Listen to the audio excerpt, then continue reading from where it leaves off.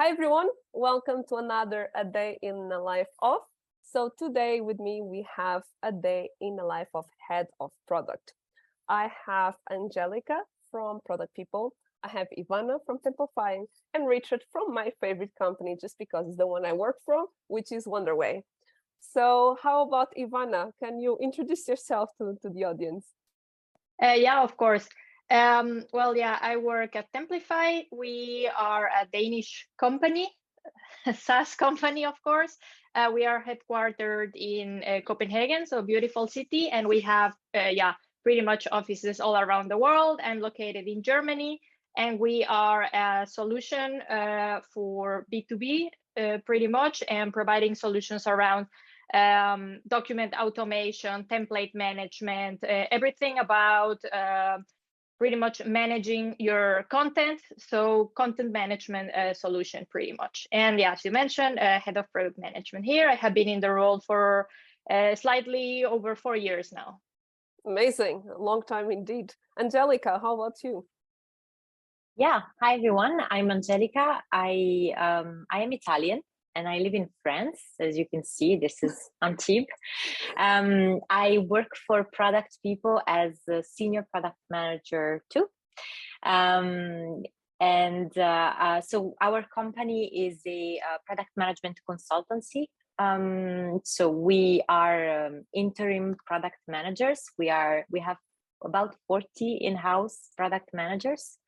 Our headquarters are in Germany, but we are fully distributed and fully remote. So for example, I'm in France, but we have colleagues in Spain, Germany, and plenty of other countries, Sweden, Egypt.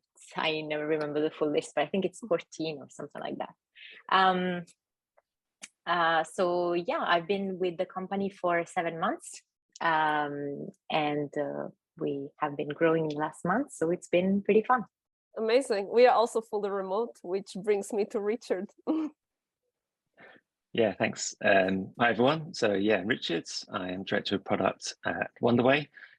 We are fully remote, although I think we started in Germany. So we've got a few more Germans than we have everyone else. My role is very similar. It's just looking after the teams and making sure that everyone's working well and fast. But we focus on sales efficiency, helping sales reps do their best job and learn how to do their job better. So lots and lots of fun, lots of intricate problems to solve. We will all speak about that starting from now. So let's start with Angelica. So what's usually a day, in general speaking, in your role? So how do you structure your day? So let me start by saying that every day is different.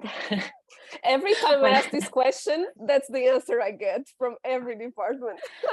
I mean, this is what makes it fun. I would hate a job where I know exactly what I'm expected to do during the day.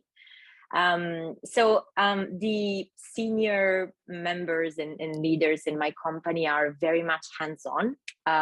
So we generally mix client work. So we have our own missions with people management and more in general supporting our younger members in their missions.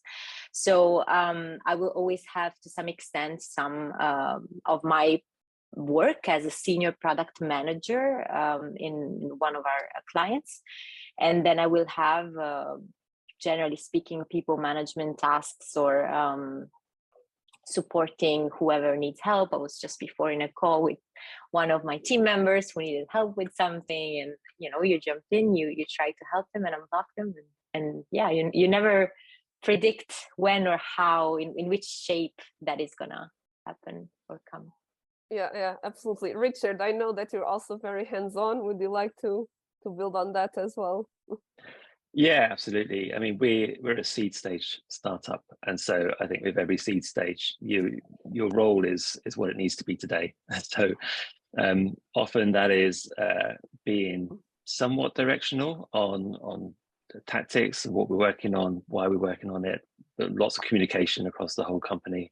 So my day is very much split between helping people, listening to any challenges they might be have in and either connected them to a person who might help them better or working through it, or jumping straight into a call which is much more strategic and looking over the next 18 months and holding many different contexts in my head so that we can switch between those conversations quite quickly and try and keep that burden off the team at the moment so that they can focus on doing a really great job.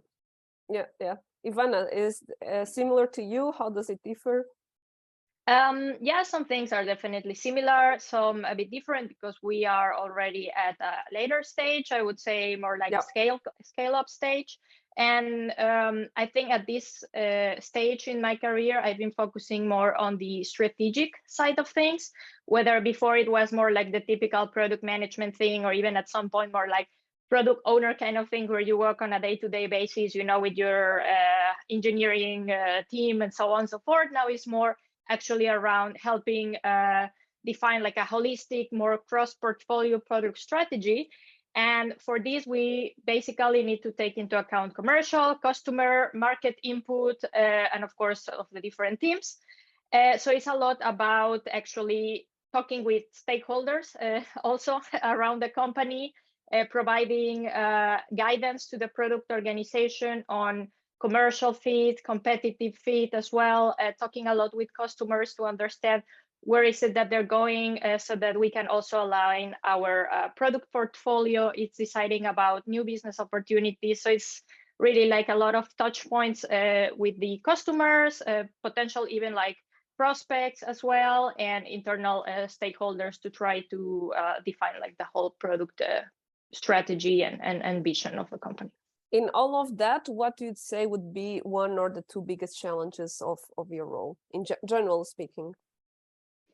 Well, it's, I guess, trying to summarize, like a big amount of information and all the things we're seeing into the market, and actually prioritize where do we want to go. Because by deciding on one thing, you have to throw away the others or deprioritize the others.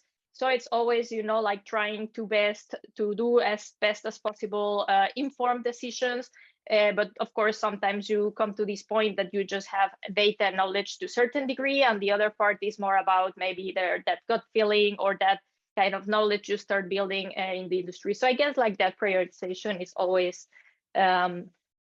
interesting, I would say. And the other part, just the more day-to-day operational things, like finding time in customers' agendas, even with the organization itself. So the more day-to-day work that probably not just this job has as a challenge. I can tell that Richard agrees with you. What's your take here, Richard?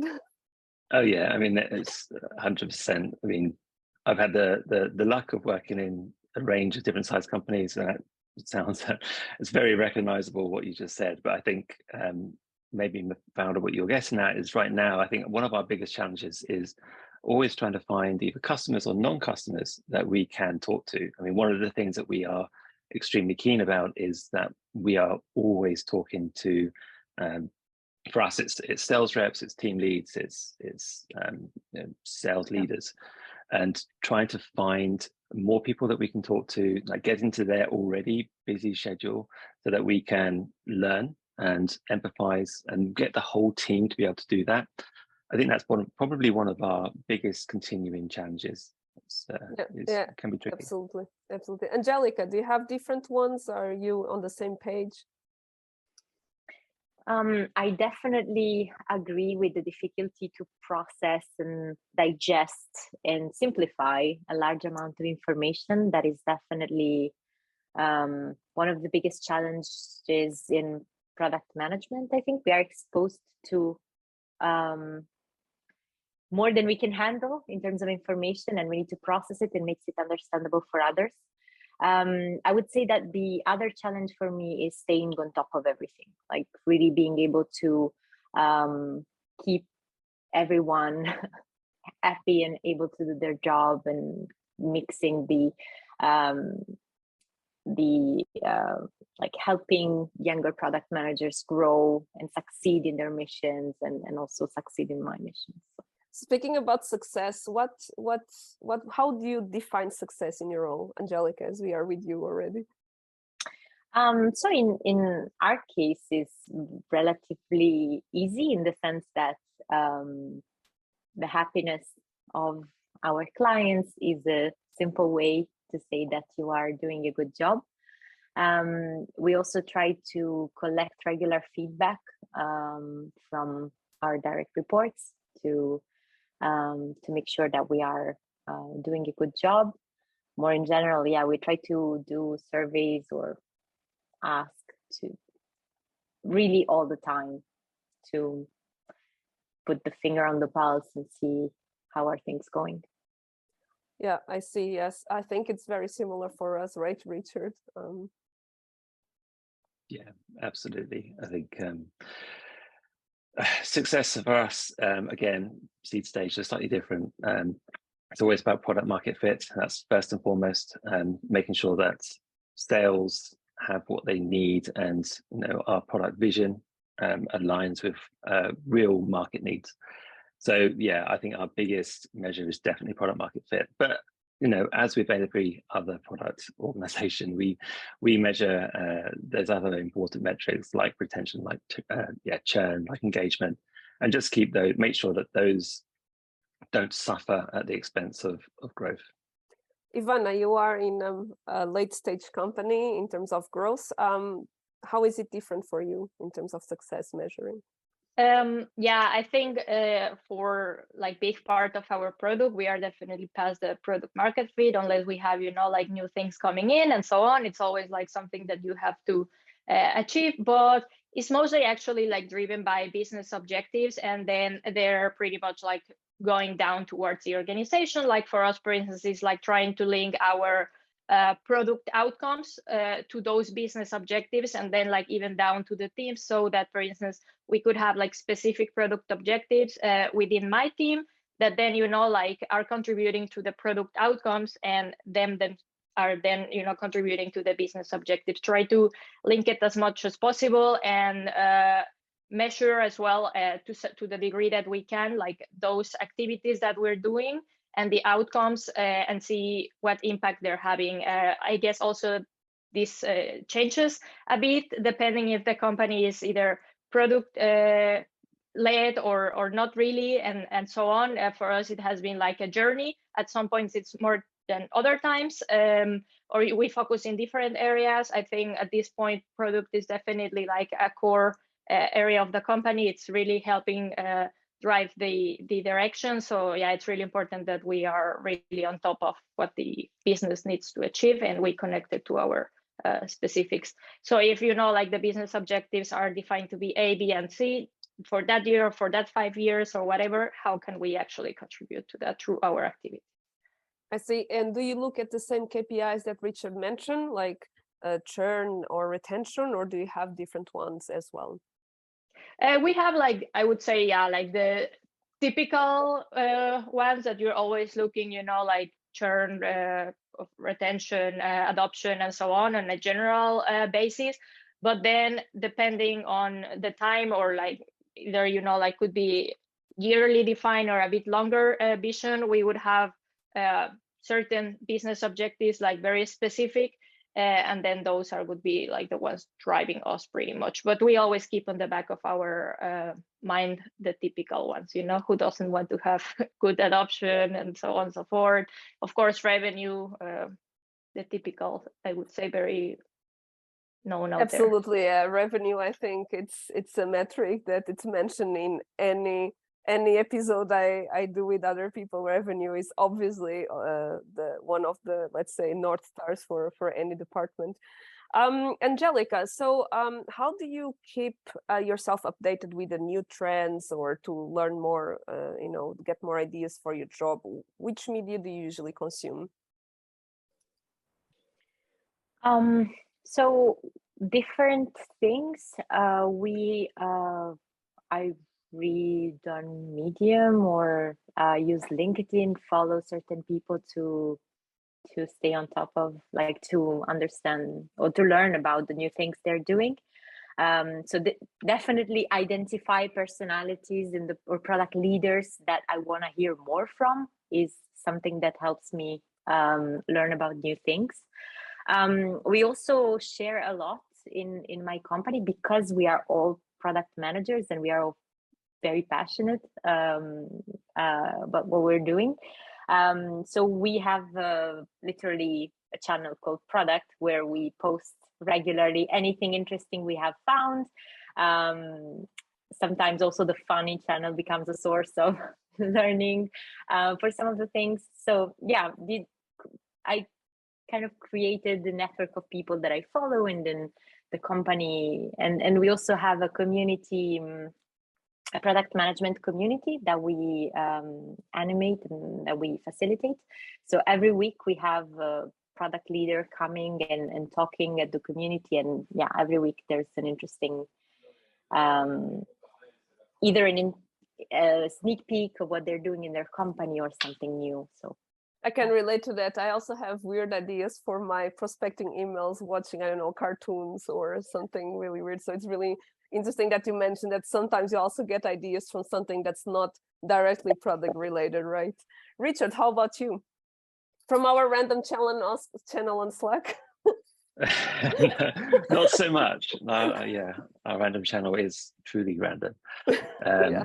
But I think there's a lot of similarity though. Obviously, LinkedIn is there. It's often where you see ideas be discussed and shared. I don't really tweet, but I do read Twitter all the time and go and look into topics in a bit more depth when I'm looking for that. But I'm also a few Slack communities. Taking part in some of those conversations is really good. I think some of the best things to keep up to date though is actually using products as well.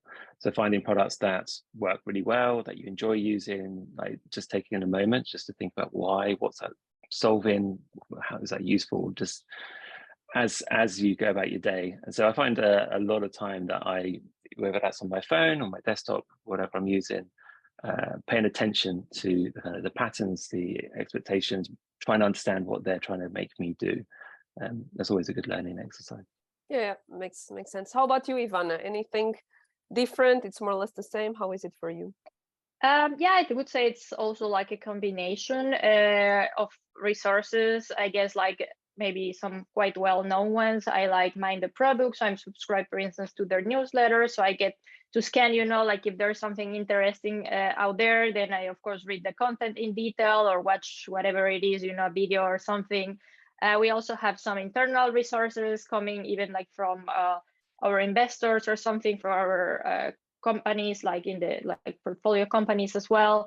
And then we also promote internally certain like books out there as well, from like product ones, well known, depending on some methodologies that we are focusing at the moment as well. We read like continuous discovery, for instance, that is like a process that we follow in our company as well. So by Teresa Torres, quite nice. Sometimes we get even like workshops in the company provided by external providers. So yeah, I would say a combination of almost all of the above. LinkedIn is always like a good resource. So yeah. A couple of years ago, I used to try to sell to product people, and I read 1 or 2 product management books.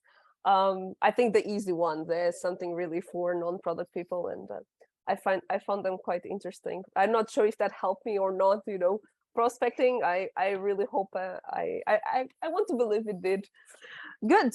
So we are unfortunately approaching the end of the interview, and I would like to show you a prospecting email for a head of product and see your feedback live. So that's a dream coming true to any person coming from sales, which is hearing what you think about what we are writing. So I will share the email in a second. Here we go. So I will read it as well. So hi, Richard, Angelica, Ivana. I was researching your company and read that you plan to launch a number of new products over the next few months to strengthen your offer. This prompted me to reach out to you because companies like ABC, CDE, GED use our community to test new features and products, making sure they match their customers' expectations and work seamlessly across devices. Company ABC, for example, works with us to test their digital products with their real target market, pregnant women, receiving feedback from users that will actually benefit from the product. Is this something worth talking about in more detail? Best wishes, John. Obviously, I took away company names and SDR names. So Ivana, what's your first thoughts on this email? Yeah, to be honest, like I barely take the time to read like through all the emails. So for me, it's always convenient if in the first line you write me, okay, what is it that you're solving? What is it that you're doing? You know, like, I mean, it's nice if you have like some intro, like you know about the company, but if you already, you know, like target what you're solving towards my company, then for me, it's already, okay, might be interesting, you know, because yeah, you already made your work to know that it's somehow like matching or might be a match to our company. And then if I see, okay, this is something actually that might help us, then I would read the rest, not the other way around. So, interesting, yeah. very interesting. Angelica, what's your take here? Yeah, I do find the email a tiny bit long. The content is definitely interesting if you take the time to read it, but I completely agree with Ivana. Like generally you receive many of these and yeah, you don't necessarily read all of them. And yeah, it really depends on whether that problem that is put forward resonates with you, right? Planning to launch, if it's a real pain point for you or not. Yeah, which I guess I is had very to scan difficult it. to know. Yeah, I had to scan it like twice, you know, to see, okay, what is it that they're doing until I got to the sentence, like making sure they match our customers to work seamlessly, you know, like use our community. So it was like, okay, wait, if I'm looking for that, then maybe I would scan, you know, but if it's coming like to me, I want it like almost, directly into my face. Yeah, absolutely. Actually, you know, I've done already a couple of episodes, and for example, the head of sales people, they didn't even like read it on the spot. They're like, no, you have to send me LinkedIn and videos and make it personalized. I don't read anything. So it's very funny that actually most of people is like, I don't read emails. Richard, you work in a sales training company. What's your take? So yeah, so just the same as everyone, we get a ton of these all of the time. And the scary thing is that first sentence is often wrong. And as soon as it's not right, I just turn off. There's no point me continuing, because either you haven't done the homework or your information's not right, and it's, you know, it's a tough call. But like I say, we get quite a few of these. There's a lot of words here. And you know, I literally just said 5-10 minutes ago that one of our biggest challenges is finding people to help us learn about not just the usability, but, you know, the core value of what we're building. But I still probably wouldn't reach out to John in this instance, because this feels like it doesn't feel like that's solving that problem at all. It's a bit ambiguous, I think, as well. It's not very clear what the offer is. And to be fair, I would have moved on long before trying to figure that out. Yeah. No, I think you the three of you mentioned the right point, which is pain point, and actually speaking to what matters to you, that you understand in 2 seconds if this is something worth discussing or not. Great. Thank you so much, the three of you. It was great to meet you all and to better understand how what your challenges are and how your day is. So for those who are listening to us, we already had a couple of conversations before with head of engineering, head of sales, head of marketing. We will have next ones about CEO, CROs, enablement. So just join us. I'll be super happy as well and curious to hear which other roles would you like to hear about and which questions would you have for the roles as well. I'm super happy to also ask questions that you might have. So thank you, Ivana, Angelica, Richard. I know you're very busy. Everyone I'm inviting for these calls are very busy. So I really, really appreciate your time.